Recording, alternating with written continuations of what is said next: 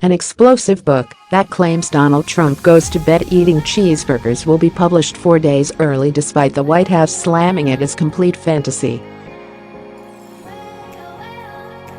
Sensational excerpts from Michael Wolff's Fire and Fury inside the Trump White House have been drip-fed into media and contain unflattering insights into Trump's administration ahead of its release, which has been bumped up for tomorrow.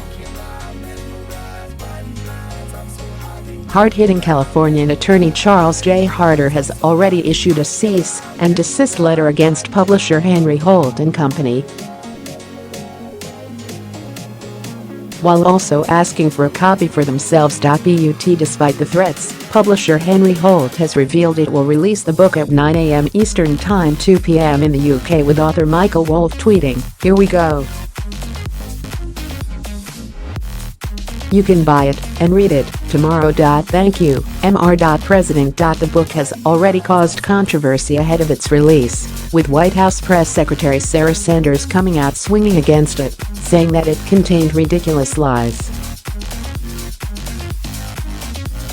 She said, "I'm not going to waste my time or the country's time going page by page talking about a book that's complete fantasy and just full of tabloid gossip, because it's sad, pathetic.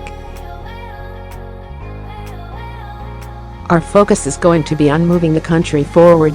When asked whether Trump would go to court in an attempt to have the book banned from being published, she said, "That is something I would refer you to the president's attorneys. Our position is very clear. We think it is full of false and fake information."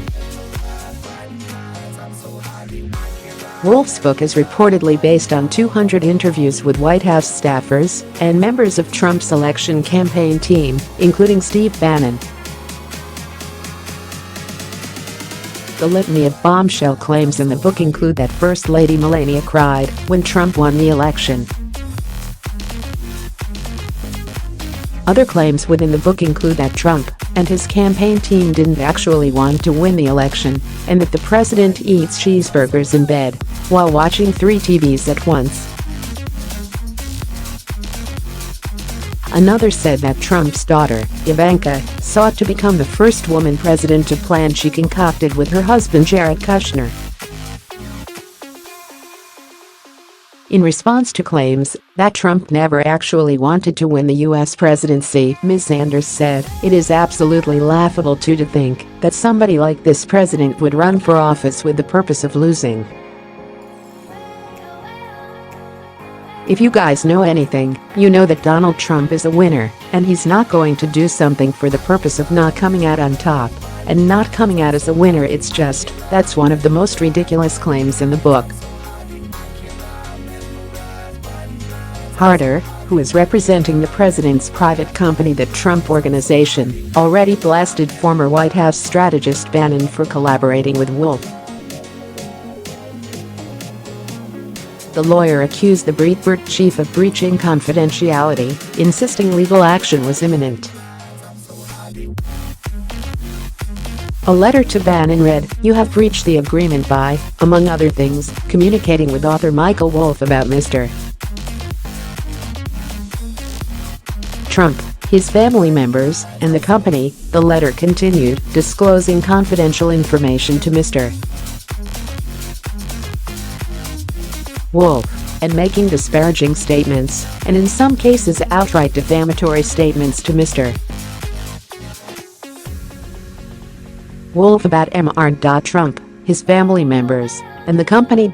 Trump cut ties with Bannon on Wednesday, saying his former advisor had lost his mind in a blistering statement issued after comments attributed to Bannon in the book were made public. And continuing to distance himself from Bannon, Trump said, "Steve Bannon has nothing to do with me or my presidency." But Bannon called Trump a great man in the wake of the book's controversy. Some U.S. news outlets have questioned the validity of statements made in Wolff's book. Michael Wolff, 64, is best known for his columns which featured in New York Magazine and Vanity Fair. We pay for your stories. Do you have a story for the Sun online news team? Email us at tips@thesun.But.